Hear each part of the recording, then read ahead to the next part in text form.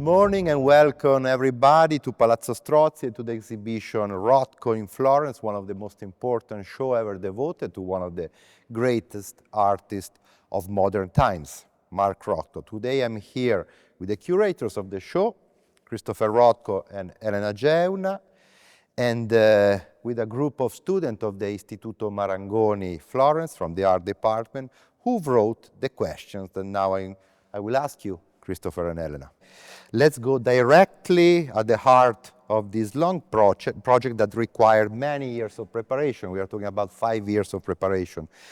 Christopher, please, would you like to share how the idea to bring Mark Rothko back to Florence came about? I think the evolution really began when I edited my father's book of philosophical writings in 2004. We'd had some awareness that this manuscript existed in incomplete form for some time. When I say we, by the way, that is in parentheses me and my sister Kate, who is always at least my silent partner, sometimes my very public partner in these projects. Going through this manuscript to prepare it for publication, it's not complete, but we were able to make something that is readable and I think comprehensible by the public with, rare to have the philosophical thoughts of an artist laid out in this fashion. But he spends much of the book speaking about his love of Italian art, his love of the Renaissance, and also how much he's looking at Renaissance artists as models for how to think through the questions that face an artist, how you make a painting believable, how you create a space within the painting that isn't dead but is alive from front to back, how you balance perspective with what he called tactility, something that really feels like you can touch it and is believable in the room. So seeing all these ideas, I understood how important it would be for him to bring his artwork here to Florence, the heart of the Italian Renaissance. We also knew specifically from some interviews that he had mentioned the convent of San Marco as a particularly large influence on his thinking about space, about creating spiritual spaces, about having solitary moments with artwork, and also the vestibule of the Laurentian Library where Michelangelo creates this hermetically sealed space where you really can only deal with the world that he creates. He uses this model when he goes on to make his own mural series for the Seagram Building and later for Harvard University. And we can see sketches of some of those works in the small galleries here at Palazzo Strozzi. So we are here in one of the rooms of the exhibition. Can you tell us something about the pathway of this show? What the visitor will see here at Palazzo Strozzi? What the visitor will see is when Christopher and I started working at this project 5 years ago, we thought that after having visited the architecture, the Renaissance architecture of the space, we thought to create a more intimate and emotional exhibition, starting though with the early works from the 30s, where the artist was already confronting himself with European painting and mostly with the Quattrocento of Italian origins, and then going through the neo-surrealist phase of the early 40s, still in the first room, and then the passage via the multiform, moving into abstraction, and then realizing in 1949 what is going to be the most important way to communicate his feelings to the spectator, to the viewer, via abstract rectangles. In 1949, he had a very famous exhibition in 1950 at Betty Parsons Gallery, where a few of the paintings in the room number 3 are presented. And the rectangle becomes then the most important form. The juxtaposed rectangles, they're allowing him to let the painting breathe and transpire and communicate his feelings of tragedy and ecstasy to the viewer. In the 50s, then, we're moving through a room that is of very colorful yellow and red and white of the early 50s, where the exhibition is really addressing the early classic works, and where the artist is already evolving into what becomes La Cifra, the most important part of his work for what he will be known. And that is after his first strip in Italy in 1950 with his wife Mel. And going back to what Christopher was saying, in 1950 he visited the Convento di San Marco and the vestibule. So those influences are starting to appear in his work already, even more than they were in the early works. So the narrative continues through the other rooms, more intimate with the green and blues, and then via 2 rooms in which we were presenting sketches for the series in which the artists work in 58 and 62, for the Seagram murals inspired by the vestibule, and the Harvard murals of 62, inspired maybe by his second trip to Italy in Pompeii or Paestum, where he saw the Greek temples. To conclude with the room where we are, of the late 50s and early 60s, in where the colors, vision and suggestion of the color red will allow us to have different experience and understand how the painting vibrates in different ways depending of the colors and the layers, but the light will always transpires through these different layers, archaeological paint that the artist uses. To conclude with the last 2 rooms of 69, the black and gray series, in which it was working. It was a departure after he was quite ill in 1968, very ill and depressed, you were telling me. So the black and gray are a new departure, very simpler, just 2-level black and underneath gray or brown or blue, but the poetry of the artist is still there.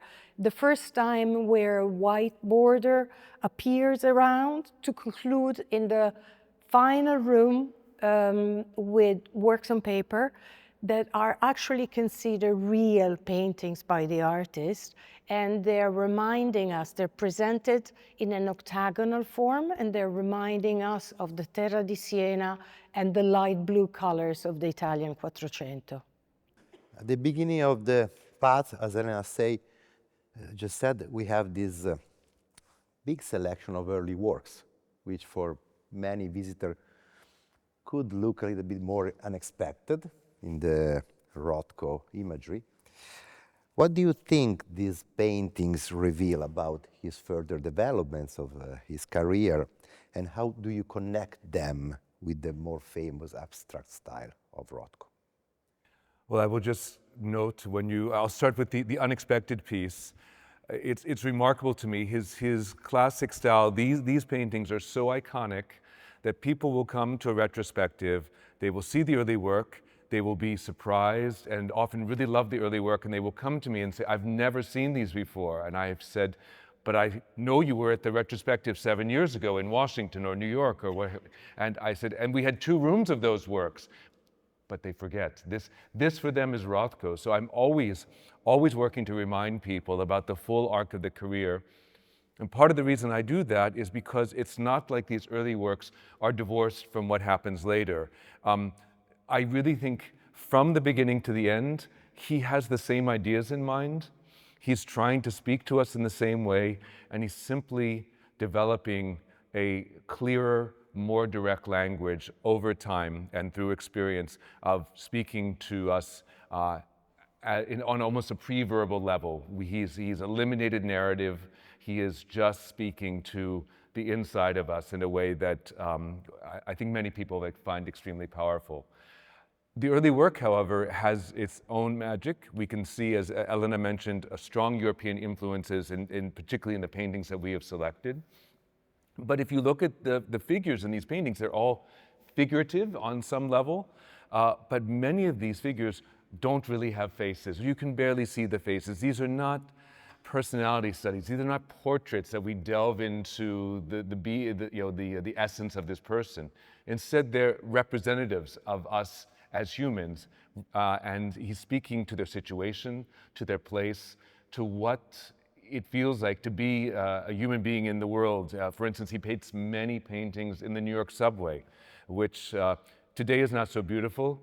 Then it was in some ways worse. It was really crowded, cold, damp spaces, and people just pressed together, and you, to some degree, lost your humanity there. And so many of these figures are very slender. They become almost part of the architecture, and he really is speaking to a type of dehumanization that happens there. So again, not that particular person. There's a woman in a striking red jacket. I think we all would like that jacket in our wardrobe, but it's not about the jacket and it's not about her. It's about her as almost becoming a support for the ceiling. And he's really much more interested in the space, in that tunnel that seems to move beyond us out of the painting. So we can see already him beginning to talk to us about what it means to be human, what it means to be alive, what's our experience in the world. And he's doing the same thing in this room. He's just learned how to bypass the world of the everyday and go straight to the heart of experience.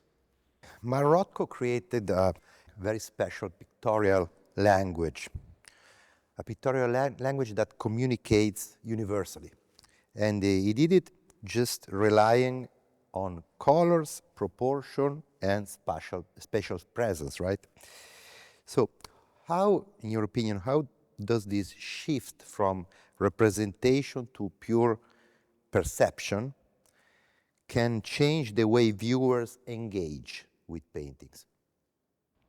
As Christopher was saying, Rothko was trying to communicate with people from the beginning of his career, and with classic painting, with the color field painting, he found his own special way to communicate.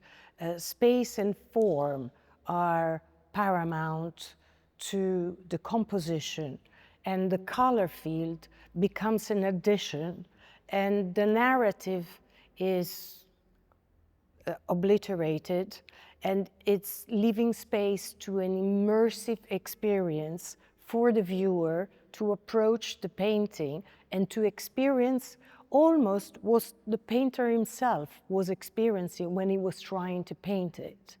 And as we go through the exhibition, we see and we feel different, at least that's what we try to propose to the viewer, different experiences, more intimate room, different colors, like the second room, the green and the blues are more intimate, more introverse.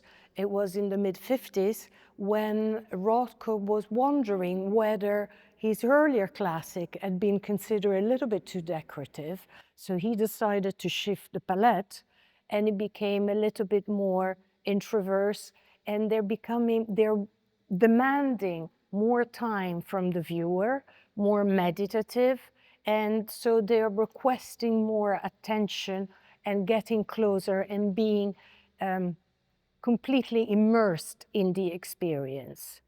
I think that that is the most important of the evolution of the 50s and the classic painting on how it has evolved. Christopher, as we said at the beginning, the questions were written by the great students of the art department of the Istituto Marangoni, Florence, and they are an international crowd of people. They come from all over the world. One of them come from Latvia. Actually from Daugavpils, which is the previously known Vinsk. So let's speak about identity, roots. You know, today many of us build our own identity across different cultures and countries. And in this sense, Rothko is very contemporary because he left Russian Empire at the time. He became American and later an international figure of the art world.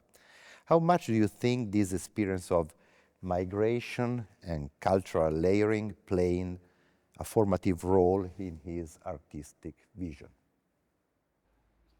That's a complicated question. I will do my best to unpack this. And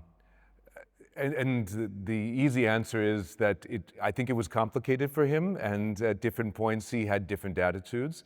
We can see this reflected in his name, which changed over time. It began as Rotkovich, son of a redhead, a Russian version of probably an earlier, like centuries earlier German name. And when he came to America, it was changed to Rothkowitz, which is the Polish version of that name. His brothers shortened it to Roth, and my father eventually shortened it to Rothko. You actually see in the late 1930s, early 1940s, he goes back and forth. He doesn't sign many paintings, but if a painting is going to an exhibition, he will sign it. Sometimes it's Rothko, sometimes it's Rothkowitz. He doesn't officially change it to Rothko until 1950. But the story in the family is that he changed it. They did not like Rothkowitz because they felt they weren't Polish. They were Russian/Latvian, and my sister tells the story. My sister's quite a few years older than I am.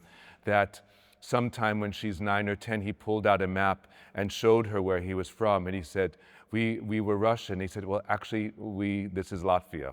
So, of course, that part of the world changed multiple times during his lifetime. In many ways, America gave him freedom to paint more what he wanted. There was less tradition that he had to connect to or had to follow.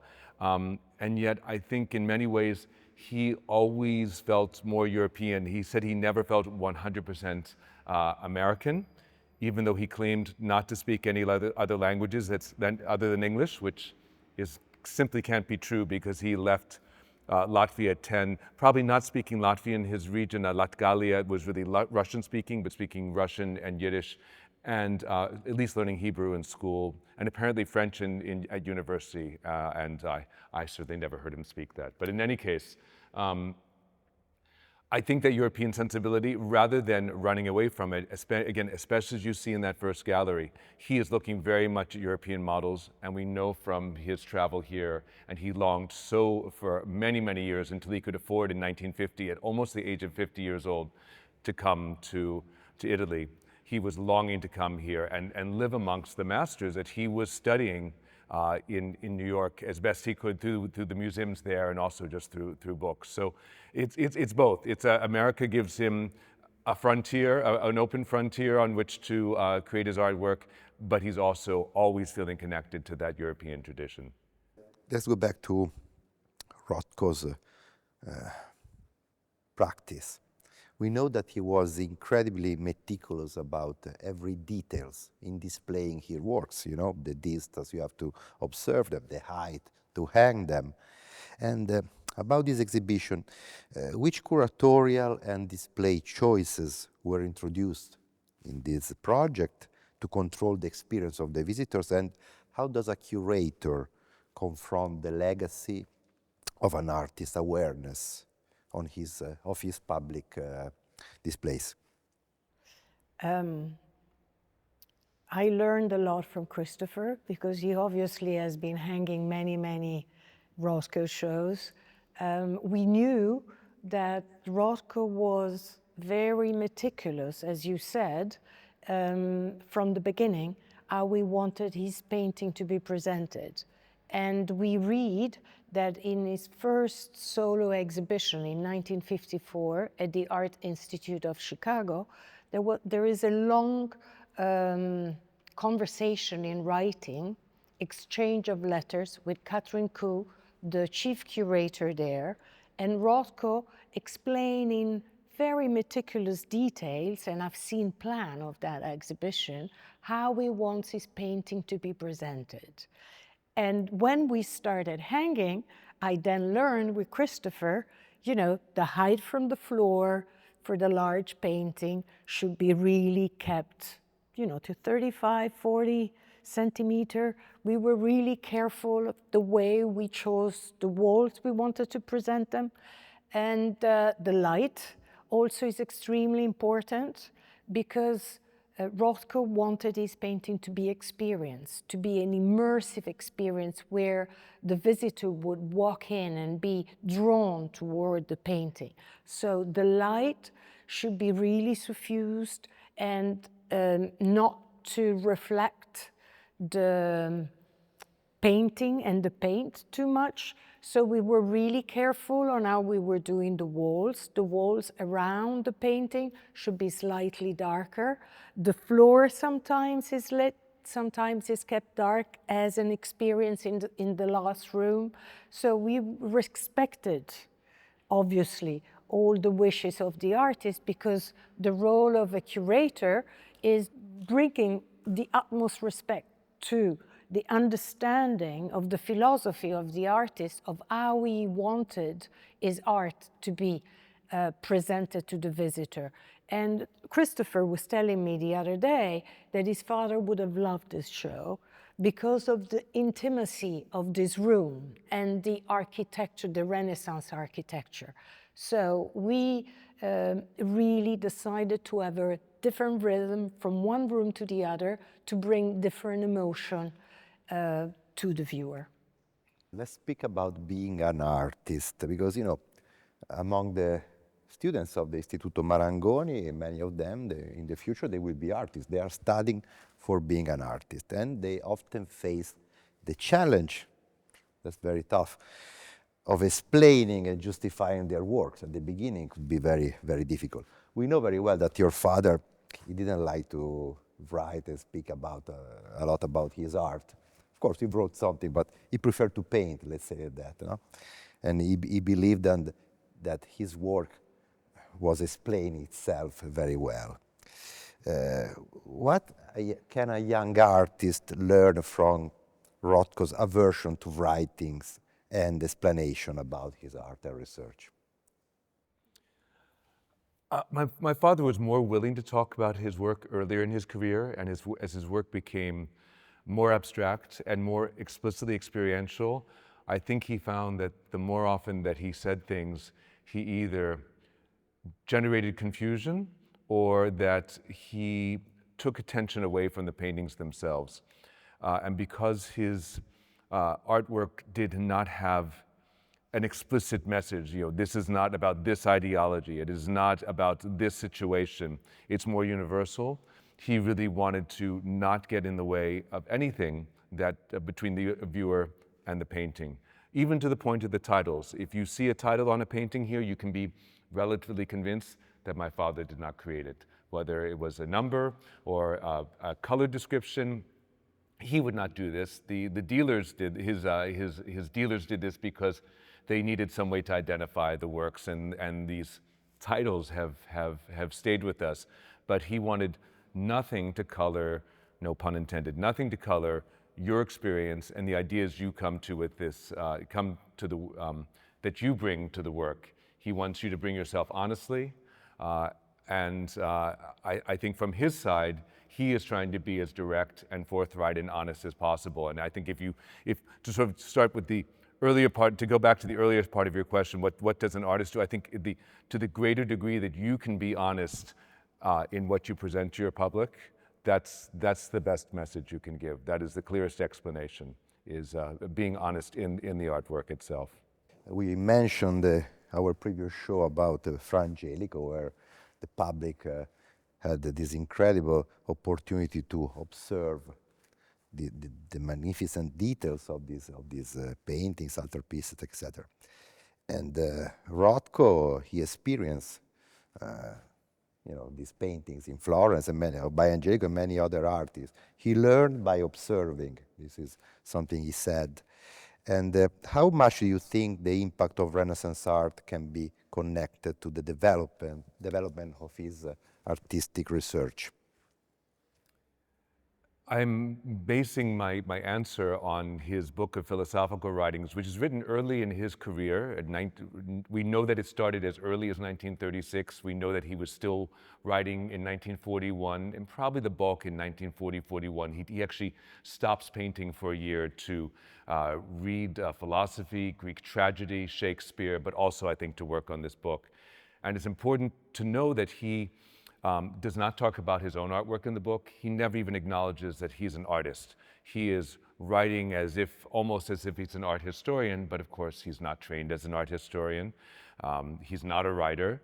So you're really getting a sense of his experience of artwork and what he finds moving in artwork. For him, a lot of it is about what is the role of the artist in the world, and what do the examples of the past tell us about how a painting is convincing, and what is the artist bringing to that experience. Particularly Renaissance masters. Now, in some ways, this is not fair because he does not finish the book.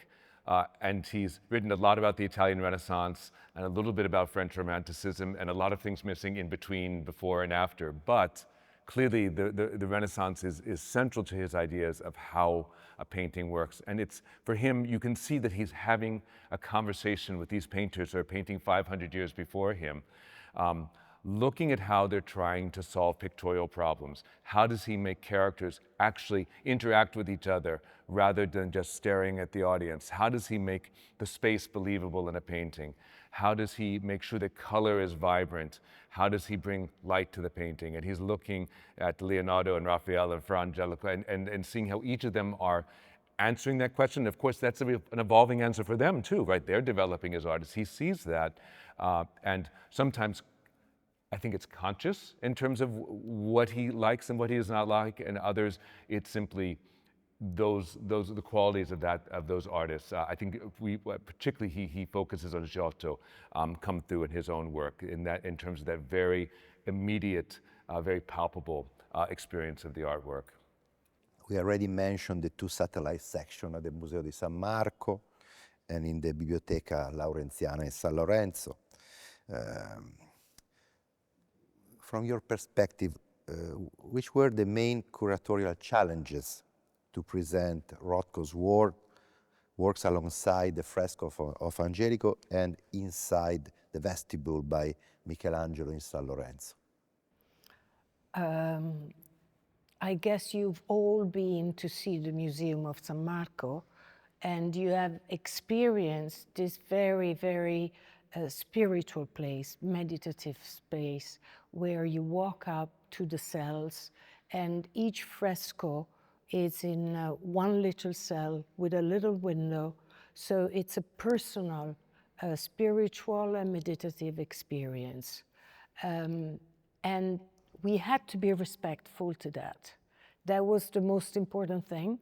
And that was the most important thing that had affected Rothko's visit in the 1950s. So when we were discussing, it was clear that the dialogue, the conversation had to be very delicate and very soft, and that the painting of Rothko had to be respectful of the fresco of Fra Angelico, and the space was very limited.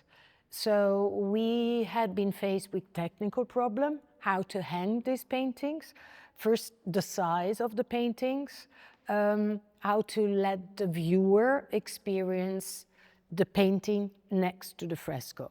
And the solution came slowly through the years via experience with obviously a lot of help of Palazzo Strozzi.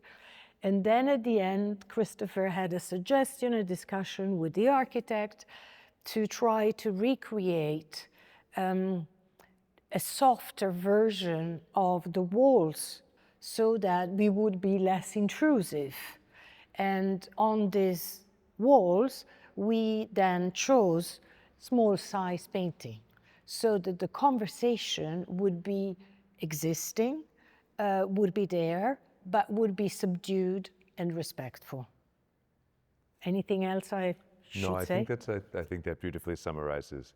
And in some ways, these little Rothkos take the place of the window. We actually block the windows in these cells, but you have a little Rothko window in the room. Oh, sorry, and the Laurentian Library, I forgot. Yes, you forgot. I forgot. Going back to the Laurentian Library, that was another challenge. It was a great honor first to have the opportunity to hang in the vestibule of Michelangelo.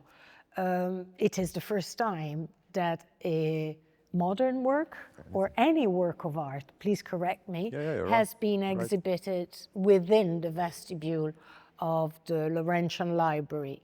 As you, I'm sure, might have visited, it is very constrictive, very small, but very intense. So the architecture had a clear impact on the series of 1958 of the Seagram murals. And so we went to visit it, and we thought immediately that that would be the right work to present.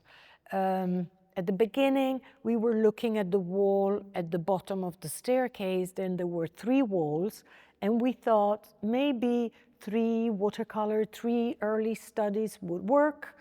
Then we discovered that we actually can only use the central wall. Still grateful, but a little bit concerned. We thought, okay, then we should come down to a choice of 2. So we had a choice of 2 vertical watercolor that actually have the power of a painting, and they're the studies. The impact is extraordinary. The architect has been able to be very little invasive and have a dialogue with the existing architecture and let the chromatic power of the 2 painting resonate within the vestibule. Yeah, I think you explained very well how the architecture, the very intimate spaces of San Marco and the claustrophobic architecture of San Lorenzo, dialogue, engage this conversation with Rothko's work today and inspire him in the past when he saw it during his visits to Italy and Florence in the 50s and in 1966. Let's stay a little bit more on this topic about architecture, because I see there were many questions around this topic. Christopher, can you tell us more about the relationship between your father and architecture? Because we know that this is is a long story, right? It is a long story, and honestly, every single painting is a different answer to that. But people are very tempted to look at my father's paintings, especially in a room like this, and focus on the color. The color is dynamic and engaging and saturated, and it gets inside you. But he's really, he begins each painting using his familiar style, but it's not like, okay, I have my formula and I'm just going to plug in colors.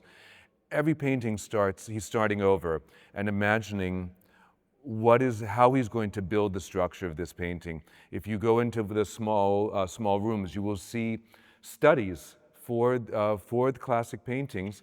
They're not studies of actual paintings. He doesn't actually paint any of those studies. They're all just ideas of how he forms a believable structure for these paintings, and they're all in black and white. So he's trying to build spaces. He's trying to build almost, if you say, edifices, right? Almost like think of each of these paintings as a building that is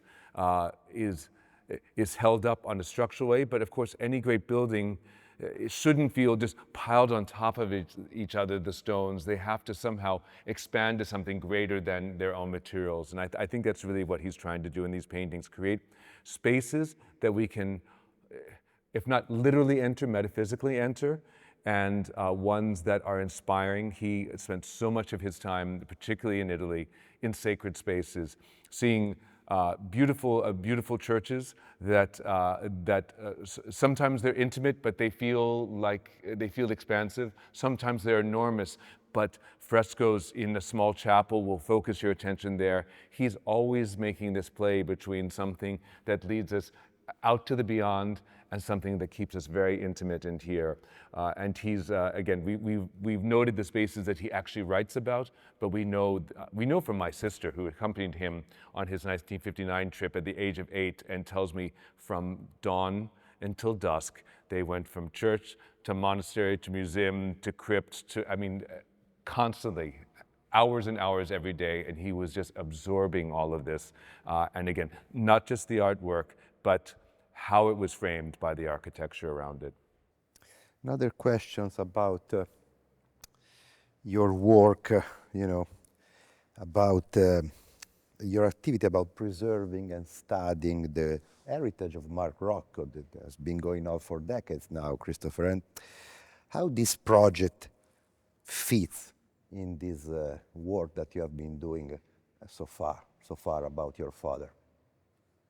I mean, this exhibition is extremely important to me. I've been trying to do it for well over a decade, and I have to tell you, having found Palazzo Strozzi, we have found the ultimate partner and also just the perfect space to do it. So the specificity of this, and you can, laugh a little bit about the specificity of something that's so abstract, but this would have been incredibly meaningful for him, and I hope the resonance of his work with this space and the city around it and the artistic history here does come through.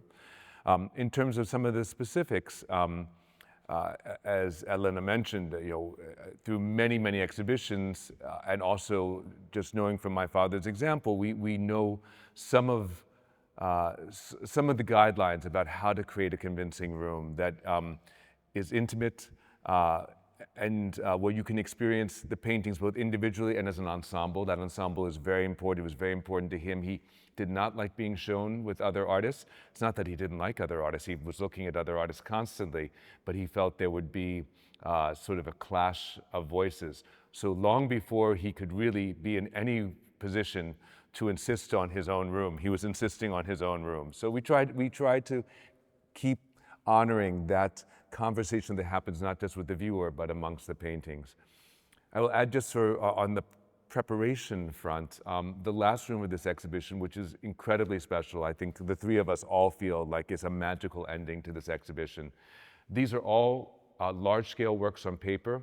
I think Elena mentioned, no, maybe Arturo mentioned that at the end of his life, he was quite ill and he was restricted in what he was really allowed to do. And at the end, he just says, I don't care. And he starts painting on canvas again in very large scale works on paper. But he presented them as paintings. And this has been really a 30, 40-year project for my sister and me to find ways that we can present them so they have maximum impact. So you really see them as paintings, not bound by a frame, not behind glass, and yet things that will keep the paper safe. Paper mounted on paper, paper mounted with just the most delicate adhesives so that they will not tear, they will not take on the qualities of the support they have. I have to say that walking through that room, which I think is a very spiritual place, but I'm also there looking and knowing that that we've come up with a solution that is making these paintings happy, not just in terms of how they look, but also in terms of them being preserved for years because we have attended to their needs. Elena, what did you learn curating this show? What was something you didn't expect, something new, some new vision about the artist?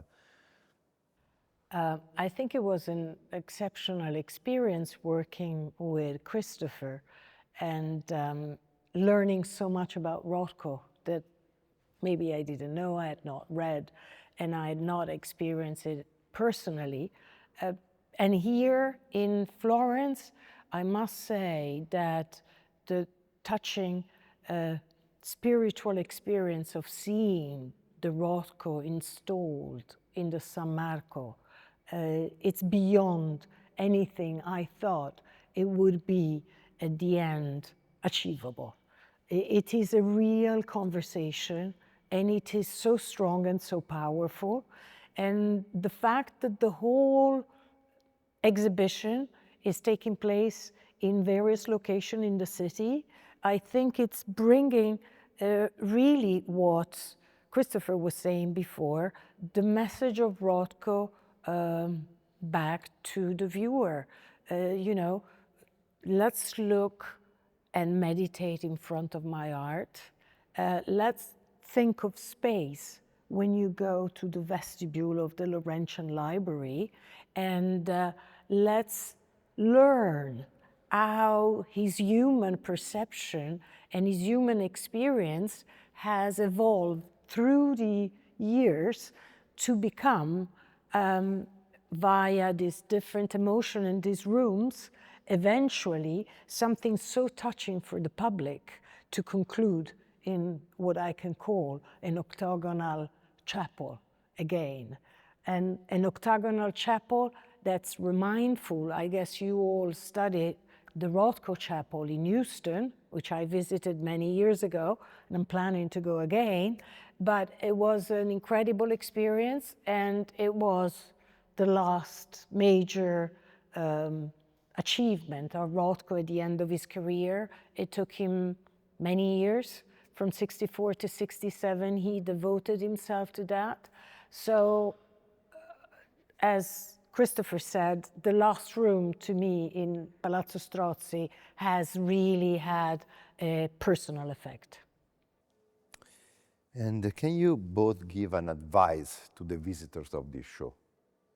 Going to this exhibition in each of the venues, that last room here, San Marco, Lorenziana, if you think you know what an artwork looks like because you've seen it on your screen or in a book, the impact of seeing these in place, in context, these are historical contexts, these are architectural contexts, they're in the context of other Rothko works.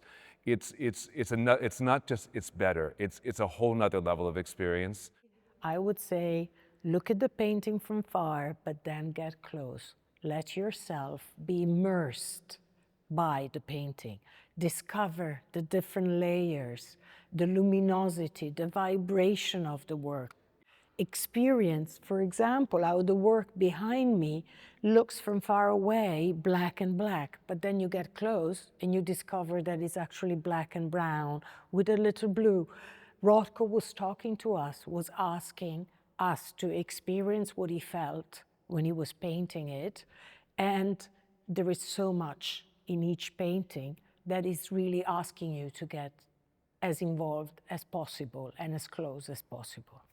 Yeah, I would say that in our times where we always run, we are always in hurry, Rothko asks us to take time to observe, which today is a privilege and is a difficult exercise, I would say sometimes, a difficult exercise. So thank you, Elena, thank you, Christopher, and especially thanks to you, the students of the Istituto Marangoni, for your great questions. Yes, thank you really very much. Terrific questions. Thank you. Thank you. Thank you. An applause to you.